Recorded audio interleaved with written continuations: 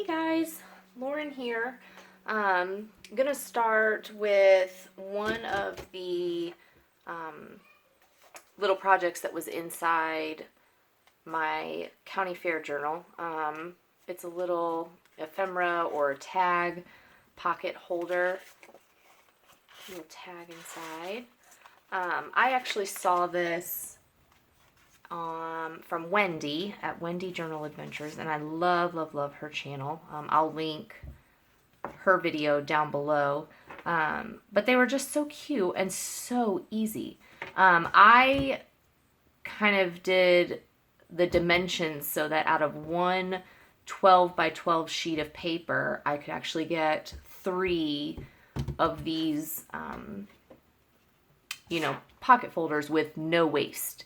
I hate when I make a project and I'm using big paper and then I'm left with, a tiny little strip or a little square. And, of course we use those, but it's nice when you can use a sheet in its entirety to make a project. So to start off, you'll take your 12 by 12 piece of paper and cut it down to 4 inches wide. So it's 4 by 12. And I chose double-sided paper just so that when you open it, it is, pretty on both sides, right? If you only have single-sided paper, or if that's what you wanted to use, that's fine. Whatever floats your boat, right? You could use the pretty side for the inside, so what would show here, and then just decorate the flap and the little pocket part. And then the back would be white. You could just, glue it into a journal and then you wouldn't even notice. So, but I chose to use double-sided paper. The first thing we need to do, let me grab my little scoreboard here, is we are going to score this at 2.5 inches and 8 inches. So the 2.5 inches will create your pocket. And with this one, since it has words, I'm going to have the words on the inside so that it's, upright when you look at it. So it will be folded up like this so they wouldn't be upside down. If you did it this way, the words would be upside down when you folded it. So I am going to score this at 2.5. Excuse me. And again at 8 inches. All right, move this out of the way. And I just knocked my trash can over, so that's nice. And we will go ahead and crease this. And we can crease this other one as well.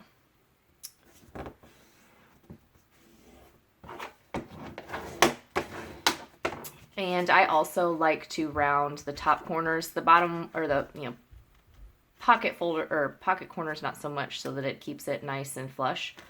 But I do like to round the top ones, and this Kadomaru or Maru corner rounder is amazing. I don't know if you can see, it's got a small, medium, and large, and it's just so easy to, I don't know what I did before I bought this because, well, I do know what I did. I struggled a lot. So I'll round both of those corners. And I will link, I'll link this corner rounder down below as well, because it is amazing.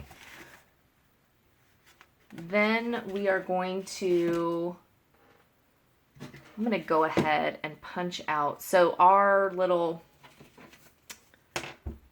what do you call this? I don't even know what you call this.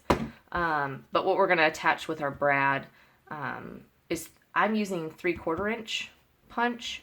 If you have something a little smaller or a little bigger, use what you have. And I cut a few of them out and glue them together so that it's nice and thick. Just so it's a little sturdier. If it's one layer, it's not going to be that sturdy. So go ahead and cut those out and then glue them together. I've already done it here so that, we can save a little bit of time. And then we're going to mark on our pocket here where we want to have this attached. So I usually will fold this down. I know the center will be 2 inches, right, because it's 4 across. But I just kind of eyeball how far up I want that to go. Let me grab my pencil and my ruler.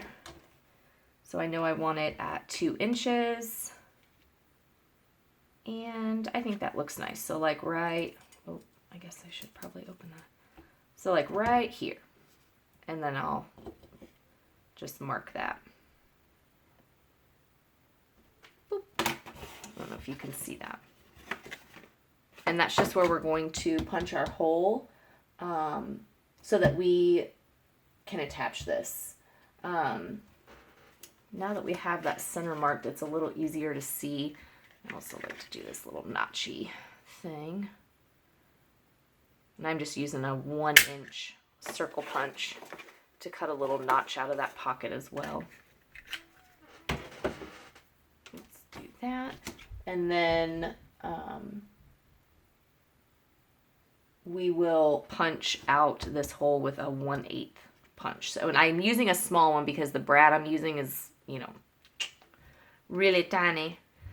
So with my crocodile, I will punch our little 1/8 inch hole. At this point, you can go ahead and ink everything because I definitely want to ink this edge before we get anything put down. And I have actually got another one because who wants to sit here and watch me ink this entire thing, right? So I've just inked all of these edges that are going to be visible. So like some of this down here, obviously you're not going to see this side in here, so I didn't, you know, waste the ink.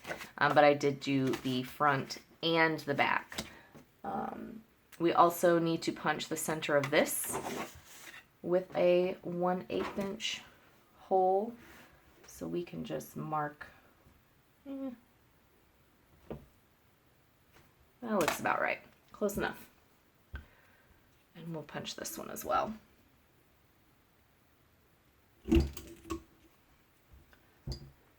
And we can ink this too.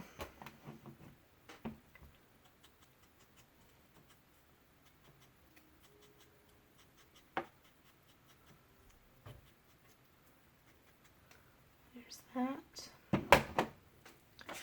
And then to attach this, we're just going to use a tiny little brad. Let's see. Let's do that one. A little brown one. I like that. And we'll just put that through. Spread them out. And you don't, I mean, you want it tight enough that it will stay, but you do want to have a little bit of space, you know, so that when you're wrapping your twine around here, you know, you'll have some space to do that. So I'll usually flip this over so that it's on the flat surface and just press all of this down so it's nice and tight on there. So there's that attached. And then on the back, I don't want anything to get caught on the inside here, so I just grabbed some, you know, scrap cardstock that I had in my bin, and with my 1-inch punch, get myself a circle, and then we're just going to glue that down right over this. And this will just help to keep, you know, if you put smaller ephemera or cloth in that pocket, it's not going to catch on that brad or pull it out or, you know, anything. So just stick that on there, and then again I'll flip it over and press it down so that it's on a nice flat surface, because otherwise it's kind of a pain with that brad, right? To get it to stick right, or stick flat, I guess I should say. Yeah, and it doesn't matter what that paper is because you're not going to see it. All right. And then you can glue your little flaps. Oh, I got a string. There we go. With whatever glue you have. I always, you know, I love the tackiness of this Fabri-Tac. It's kind of my go-to.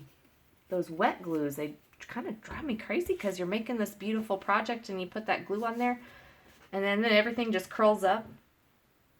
It drives me nuts. Drives me nuts. So we'll press that down really good. Give that a second to dry. And then we can sew around all of these edges. If you wanted to, I didn't on any of them that I made actually. Before you glue this down, you could sew around the top of the pocket, but I didn't. It's up to you if you wanted to. I just started at one edge here and ran all the way around here. I also did not do the bottom. So if you wanted to, you could do this pocket, you could do the bottom. It's up to you. I also waited to do this hole here because we're going to put an eyelet in there. And I found that the foot of my sewing machine kept getting caught on this eyelet. And it, you know, I couldn't get a straight line, or I couldn't even sew in that area at all. Like I would have to come up here and stop and then restart. So I just decided to wait to do this until after sewing. So because my old lady, I have an old old Singer graduate 714. What did they call those? An Alice sewing machine. If one of you guys know, comment below and let me know. I think it was Alice, but it's what they had like in all of the home ec classrooms or the sewing classrooms in high school, you know, a long time ago. But she is an amazing workhorse. She's fantastic, but she is very loud, very loud. So I went ahead and sewed around on this one. So you can see I just kind of went up and around this way. I didn't do the bottom at all. And I trimmed the tails a little bit because I didn't want them too long, but you know, I kind of like tails, so I did leave some of them. So now we can do the eyelet at the top. So again, we are going to measure 2 inches in from the side, and then again, you can just kind of, you know, estimate how far down you want it to go. I'll just put it right here. Let's see how far that is. That is, it's about 1/2 inch. Yeah, about 1/2 inch. So then I'm going to punch a hole with my 3/16, so scoot that down a bit. And we will do a 3/16. So if you're going to use a smaller eyelet, you definitely can. So just punch whatever size eyelet you're going to use. So there's that. Then I will grab an eyelet.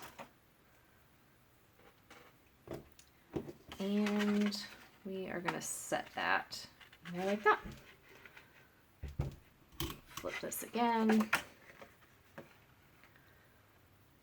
I was so frustrated with this because, you know, this is farther up than it kept bumping it until I realized that I just needed to push it down a little bit and then it would fit. It was driving me insane. So we will set that. There's that. Then for the tie here, you can use any string that you want. I like this just because it's thin. Don't ask me what it is. I have no idea. I got it from like a bulk rubbish bin. I don't know. Was it serge? It's not even thread. It's like thicker than thread. I don't know. And I just kind of grab a good length of it and then I'll just cut it shorter after I put it through. So fold it in half, get you a piece. And then I like to insert it from front to back so that, whoop, like this. So front to back, and then pull it back through that little loop. Maybe. Needs like some static cling or something on this. So now we've got this little loop. You can leave it like this and just wrap it around your little paper and cut the string shorter and be done. I love having a little bit of weight to the end of my string. So I'm going to put a bead on there. If you have a pretty, what is the word? Charm. If you have a pretty charm that you want to put on there, you could do that too. This is a glass bead, so it has a nice weight to it. On some of the others that I did, let me see. Yeah, so this is a glass bead on this one, just like a green. I did, oh, here's a couple more. I did a wooden bead on this one to go with that. And then this one is so cute. It's a little mushroom, little glass mushroom. So you have some options based on what you have around. So I am going to thread this through, maybe. Ooh, this hole's kind of tiny. This is the hardest part. So maybe you should pick one that has a bigger hole that's easier to push thread through, because I don't know if I'm going to get this through here. Let's see. Maybe if I cut it a little short. Oh, the struggles. The struggles in making beautiful things, right? I don't know if I'm going to get this through. Maybe I should try to just do one. Oh, sorry. I don't know if that's going to work either. Come on. Come on, thread. Does anyone else struggle with this stuff?